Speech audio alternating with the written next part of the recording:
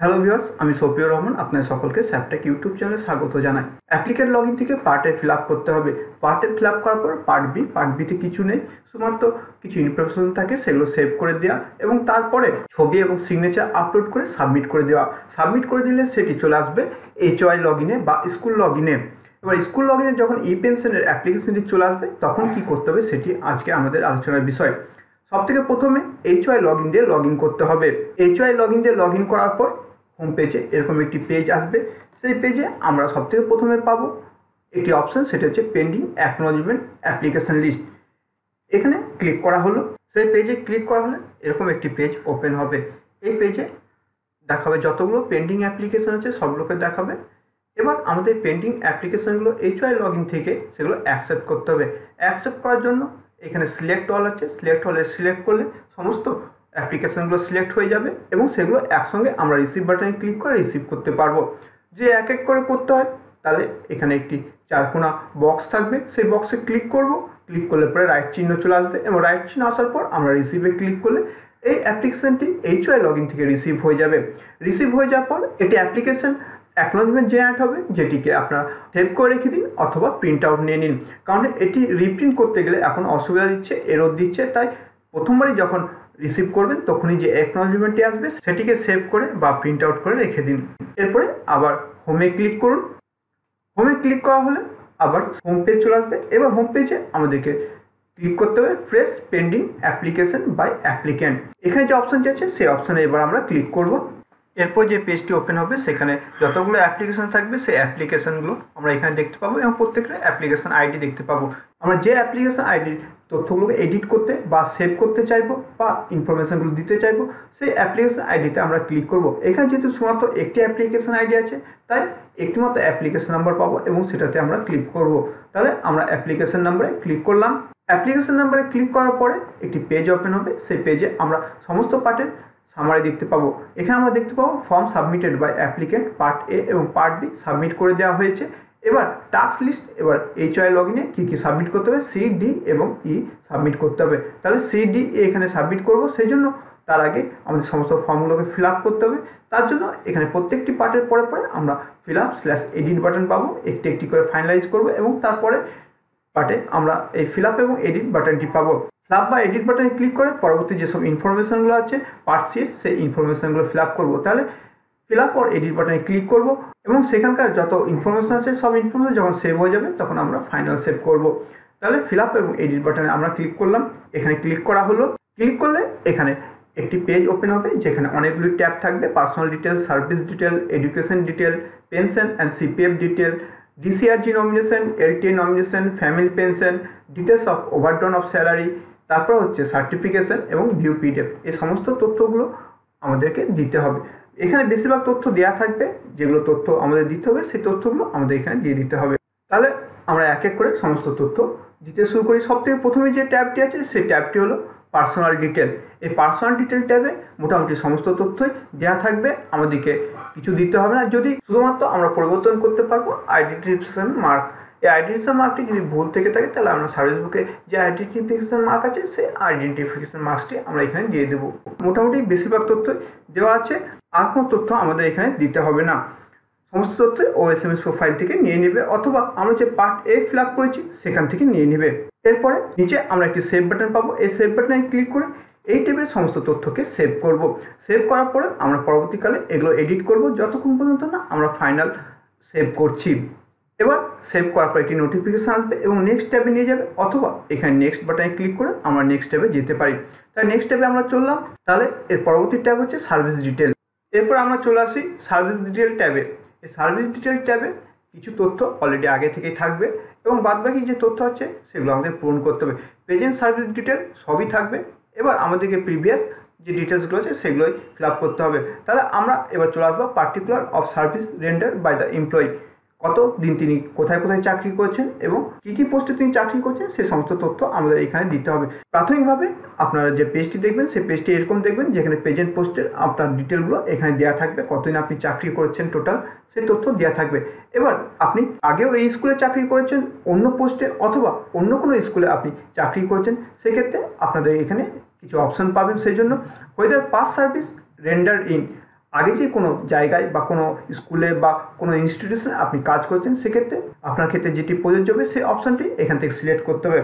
যেমন মনে করুন এই ব্যক্তির ক্ষেত্রে রিকগনাইজ এডুকেশনাল ইনস্টিটিউশনে তিনি আগে কাজ করেছেন, তাহলে এখানে যে চারকোনা বক্স আছে এই চারকোনা বক্সে ক্লিক করবো। চারকোনা বক্সে ক্লিক করলে এখানে আরেকটি ফ্রেম চলে আসবে, সেই ফ্রেমে আমাদের প্রিভিয়াস হিস্ট্রিটি আমরা দেবো। তাই চলুন আমরা দেখিনি কীভাবে সেটি আমরা দেবো। তাই যদি আমরা এখানে চেক করি, চেক করার পর আমরা এখানে দেখতে পাবো আরেকটি ফ্রেম খুলে গেছে। এখানে আমাদের প্রথমে সিলেক্ট করে নিতে হবে স্কুল টাইপ, তারপরে সিলেক্ট করতে হবে কোন জেলাতে, তারপরে স্কুলের নাম দিতে হবে, কত তারিখ থেকে সেই স্কুলটি রিকগনাইজ হয়েছে সেই তারিখটি দিতে হবে, স্যালারি ডেফিসিট স্কিমে কবে এসেছিলো সেটি দিতে হবে, কত তারিখ থেকে চাকরি করছেন, কতদিন পর্যন্ত চাকরি করছেন, এই সমস্ত তথ্য এখানে দিতে হবে। কি পোস্টে চাকরি করছেন, যখন আপনি এটি পোস্টে রিলিজ হয়েছে তখন আপনি কি পোস্টে ছিলেন, approval memo number, approval date, approval issued by, এই সমস্ত তথ্য এখানে দিতে হবে। যদি একের বেশি স্কুল হয় সেক্ষেত্রে এখানে আপনারা একটি অ্যাড বাটন পাবেন, এই অ্যাড বাটনে ক্লিক করে আরেকটি রোকে অ্যাড করবেন এবং সেখানে পরবর্তী যেসব স্কুলগুলো আছে একের বেশি যদি হয় তাহলে দুটো হবে, যদি দুইয়ের বেশি হয় তাহলে তিনটে হবে, সেক্ষেত্রে অ্যাড বাটন ক্লিক করে সেই সমস্ত স্কুলের এই যাবতীয় তথ্যগুলো আপনাদেরকে দিতে হবে। প্রেজেন্ট পোস্টের তথ্য এখানে অলরেডি দেওয়াই থাকবে। এরপরে লাস্টে দেওয়া থাকবে পিরিয়ড অফ গ্রস সার্ভিস, কত বছর আপনি মোট সার্ভিস করেছেন এবং কত বছর তার মধ্যে অ্যাপ্লিকেবল হচ্ছে আপনার কোয়ালিফাইং সার্ভিস হিসাবে। এছাড়াও এখানে আরেকটি অপশন পাবেন, সেটি হচ্ছে নন কোয়ালিফাইং সার্ভিস ইফ এনি, কোনো প্রকার নন কোয়ালিফিকেশন সার্ভিস আপনার থেকে থাকে সেক্ষেত্রে এখানে একটি চেকবক্স আছে, সেই চেকবক্সে ক্লিক করুন। ক্লিক করার পর আপনার এখানে আগের বারের মতো এখানে যেমন একটি ফর্ম পেয়েছেন সেরকম ফর্ম পাবেন এবং সেখানে যাবতীয় তথ্যগুলো ফিল আপ করবেন। সমস্ত তথ্য ফিল আপ হয়ে গেলে এখানে যে সেভ বাটন আছে সেভ বাটনে ক্লিক করে এই টেবিলের যাবতীয় তথ্যকে সেভ করুন এবং তারপরের পেজে চলে যাবে। যদি না যায় সেক্ষেত্রে নেক্সট পেজে ক্লিক করে পরবর্তী পেজে বা পরবর্তী ট্যাবে যাবেন। তাই চলুন আমরা পরবর্তী ট্যাবে যাই। পরবর্তী ট্যাব হচ্ছে এডুকেশনাল ডিটেল। এই এডুকেশনাল ডিটেলসে আমাদের যে সমস্ত তথ্যগুলো দিতে হবে সেগুলো হচ্ছে educational and training qualification as per approval of the appointment at the time of first entry into service. যখন আপনি সার্ভিসে জয়েন করছেন তখন কী কী আপনার কোয়ালিফিকেশন ছিল সেই কোয়ালিফিকেশনগুলো এখানে দিতে হবে। যদি আপনি বিএসসি করে থাকেন শুধুমাত্র তাহলে বিএসসি, এবার কত সালে পাস করেছেন, কোন বোর্ড বা ইউনিভার্সিটি পাস করেছেন, কত পার্সেন্ট মার্কস পেয়েছেন, সেই সমস্ত তথ্য দিতে হবে। যদি আপনি একের বেশি এখানে কোয়ালিফিকেশান যোগ করতে চান তাহলে প্রথমে উপরে যে রোটি আছে সে 1 নম্বর রোটি থাকবে, এখানে যে অ্যাড বাটন আছে অ্যাড বাটনে ক্লিক করে পরবর্তী রোটিকে আপনি অ্যাড করতে পারবেন।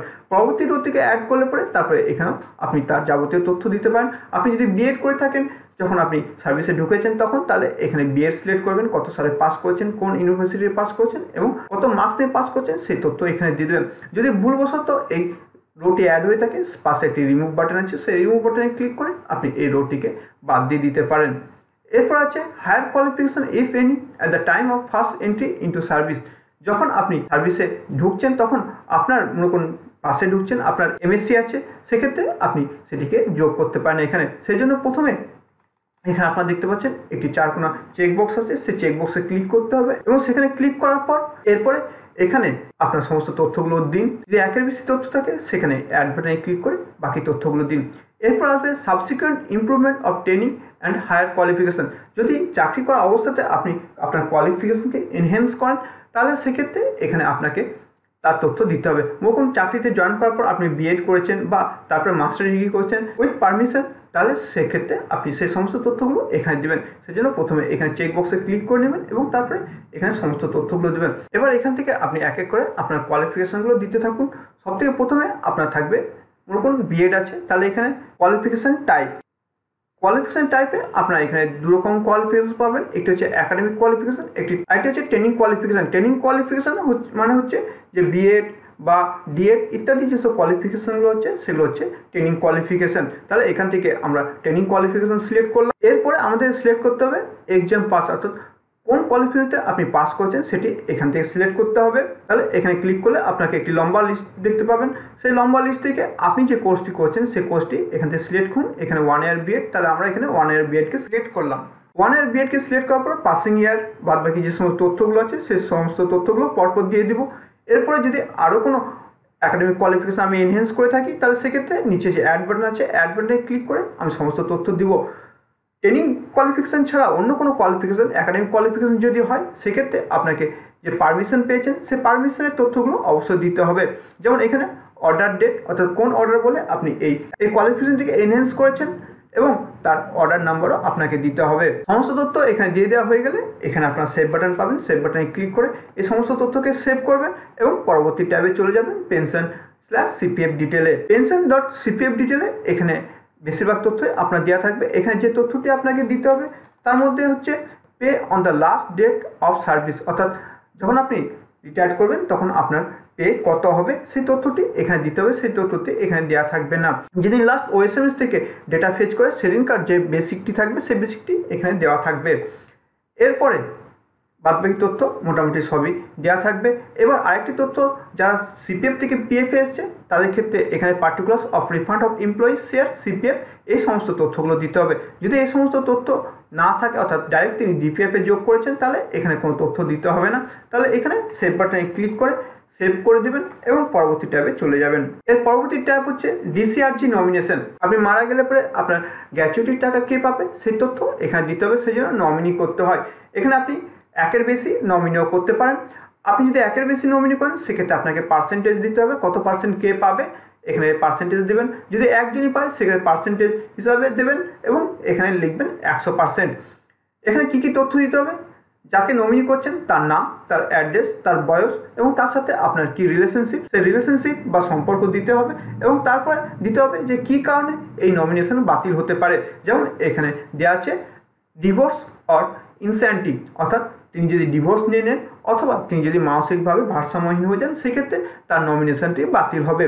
এরপর যদি আপনি এক্সট্রা আরও নমিনি অ্যাড করতে চান তাহলে এখানে নিচে অ্যাড বাটন থাকবে, সেই অ্যাড বাটনে ক্লিক করুন। অ্যাড বাটনে ক্লিক করলে দ্বিতীয় যে রোটি আছে রোটি অ্যাড হয়ে যাবে এবং এখানে আপনার সমস্ত তথ্যগুলো দেবেন। এরপরে আরেকটি অপশন আছে ডিসিআরজি অল্টারনেটিভ। ডিসিআরজি অল্টারনেটিভ যদি আপনি দিতে চান দিতে পারেন, আবার না দিতে চান নাও দিতে পারেন। যদি দিতে চান সেক্ষেত্রে এখানে যে চেকবক্স আছে চেকবক্সে ক্লিক করে এটিকে প্রথমে সিলেক্ট করতে হবে, তারপরে বাদবাকি ডিটেলস আপনাকে দিতে হবে উপরে যেমন দিয়েছেন সেই একই রকমভাবে। এক্ষেত্রে কিন্তু উপরে যেসব নাম দিয়েছেন সেসব নামগুলো দিলে হবে না, অল্টারনেটিভ নামগুলো দিতে হবে। এটি দেওয়ার অর্থ হচ্ছে যদি কোনো কারণে যিনি ইনকামবেন্ট আছে তিনি মারা যান এবং তার সঙ্গে নমিনিও মারা যান গ্র্যাচুইটি পাওয়ার আগে, সেক্ষেত্রে গ্র্যাচুইটির টাকা এখানে যে অল্টারনেটিভ নমিনি আছে তাদেরকে দেওয়া হবে। তাহলে এখানে সমস্ত ডিটেল দিয়ে দেওয়ার পরে এখানে অ্যাকসেপ্টেড বাই HY বলে একটি অপশন থাকবে এবং তার পাশে একটি চেকবক্স থাকে। এই চেকবক্সকে ক্লিক করবেন এবং নিচে যে সেভ বাটন আছে সেভ বাটনে ক্লিক করে এই সমস্ত তথ্যকে সেভ করবেন। আর যদি এখানে সমস্ত নমিনেশনগুলো বাতিল করতে চান সেক্ষেত্রে ডিলিট নমিনেশন করবেন, তাহলে সমস্ত ডেটা এখান থেকে ডিলিট হয়ে যাবে। তাহলে আমরা এখানে সমস্ত তথ্য দিয়ে দিয়েছি। এবার সেভ বাটনে ক্লিক করে আমরা পরবর্তী ট্যাবে যাব। এবার যে পরবর্তী ট্যাবটি আছে পরবর্তী ট্যাবটি হচ্ছে nomination of payment of LTA, অর্থাৎ লাইফ টাইম অ্যালাউন্সের জন্য যে সমস্ত তথ্যগুলো দরকার সেই তথ্যগুলো এখানে আমরা দেবো। LTA নমিনি হিসাবে আমরা একজনের নাম দিব, তার অ্যাড্রেস, তার date of birth, relationship, adult কি মাইনর সেটি দেবো, কত পার্সেন্ট তিনি শেয়ার পাবেন সেই তথ্যগুলো দিব এবং কী কারণে তার নমিনেশন বাতিল হতে পারে সেই তথ্যগুলো দিব। এরপরে একইভাবে যেমন আগেরটিতে দিয়েছিলাম ডিসিআরজি নমিনেশন, এবারেও LTA অল্টারনেটিভ আমরা দেব।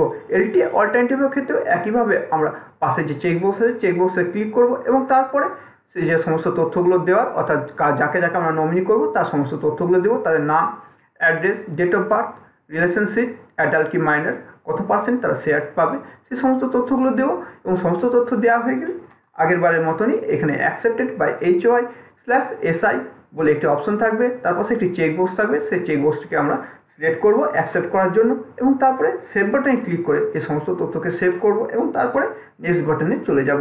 নেক্সটে হচ্ছে ফ্যামিলি পেনশন। তাহলে এবার ফ্যামিলি পেনশনে চলে যাই আমরা। এরপর হচ্ছে ফ্যামিলি পেনশন। ফ্যামিলি পেনশনের ক্ষেত্রে শুধুমাত্র একজনকে আমরা নমিনেট করতে পারবো, সেই জন্য একটি নমিনেশন আমরা এখানে নাম দিয়ে দেবো। তাহলে এখানে অ্যাড বাটনে ক্লিক করলে একজনের বেশি অ্যাড হবে না।